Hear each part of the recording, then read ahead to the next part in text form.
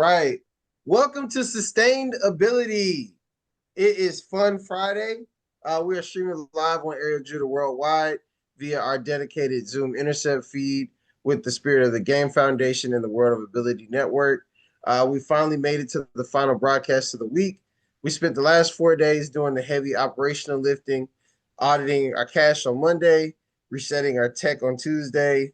Um, Working out our stamina on Wednesday, and weaving our referral network yesterday. So today we claim the territory we conquered. So let's talk about the absolute law of the house. What's fun gets done. So too many people think that slogan means we slack off on Fridays and just do what we want to do. They think fun means ignoring the work. Let's correct that delusion right now. True fun for a high performing founder is deep satisfaction of execution. Fun is looking at a messy project, throwing a clean project management framework around it, and watching the chaos turn into absolute order. Chaos is stressful. Disorganization is exhausting. Operating in survival mode because you lack structure is the opposite of fun. So you should all be ready to stop fighting fires and start winning the game. So we're going to talk about building real momentum. And it only comes from when it's actually something you enjoy, and then you back it up with relentless accountability. So when you know your benchmarks, you know what that is. You're going to be hitting your marks. Make sure you have clarity on that. Make sure your project management systems are locked down, and then the work becomes a game that you win every single day. All right. So today's main lesson is about governance, project management, and community readiness. All right. So first, governance is the initiatives that make the business work, or the nonprofit, whatever initiative. It's not just boring paperwork, it's the guardrails that protect your vision. So governance means establishing clear rules, defining who holds decision making power, and setting up systematic compliance. So without strict rules, a project collapses under its own weight before it even launches. So the second thing is project management. This is your timeline execution. It's taking a massive goal and breaking it down into specific milestone events, manual verification steps, and daily accountability loops. If you aren't tracking your objectives by hand, your mission is just a wish. Third, and this is where most builders fail, is community readiness. You can have the best rules and the most beautiful project management charts, but if the local community is not prepared to absorb that, it's going to fail on impact. So community readiness means moving neighbor to neighbor, understanding really doing some discovery with your group and building trust first.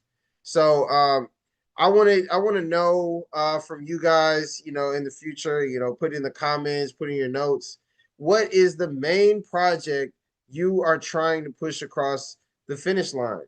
And you write that down, and let's talk about what do I like about that makes me want to do it. And then we ask ourselves, how is this initiative going to be something exciting for our community to jump straight to, rather than look at as volunteer work or something that they have to, put their own, wants aside for it. So just look at that objective through the lens of, those three core pillars. And also, spend time doing it by hand and talk with everybody directly, ask them what they want to do. And sometimes you're able to communicate that through fun things like a game night, or by doing that corporate initiative for your group, by crowdsourcing it and everybody doing it as an event together. I know I've had a lot of success with cleaning up a large makerspace by having everyone collectively coming together for a community cleanup day. So just look at the issues that you have, look at the people that you're working with, and just see how we can all make that something exciting that we can get behind, so we can all experience that longevity and that growth. All right. So the third thing is about clearing the slate and getting ready for your weekend. So we're getting close to the end of our sermon for the day. So we talked about the logic of our systems, and now we're talking about protecting our space. The most important thing is to clear your desk. So literally look at your workspace right now. Like, do you have papers out? Are there post-it notes that you have up? Have you spoken to your teammates before you end the day and go into the weekend? Are there unanswered text messages that might sit there for the next 2 days? Really remove any psychological weight that could drag you down from your capacity to rest. You may not answer, you may not follow up, but there's still part of your mind that over this weekend is going to feel that. And you're going to come Monday and you're going to run to it and say, oh man, why didn't I send that earlier? Or wow, this is the second or third time following up over the weekend. You want to really get ahead of that now and start that chain. Say, oh, they didn't respond to my message. I'm going to send a follow up now. That way, it's going to prompt them to keep up with you through the weekend. Really think forward in how you're going to clear your desk so it's literally done. And that way, you come on Monday and you're fully prepared. So let's take away any psychological weight that can drag down our capacity to rest. All right. So the next thing is about, the little things. So there may be some, personal reflection you may need to do for this week. Get a good understanding of what your progress was before you end the day. Don't carry any unneeded weight or baggage. Make sure that you clear out your screen, clear out your workspace, but don't do it until you're done with the task. Like actually finish the work. Don't just close off your workstation. So the main thing is, that we're focused on today is, before you shut down, make sure that the activity is done. And when it is done, log out completely. Recovery time is non-negotiable.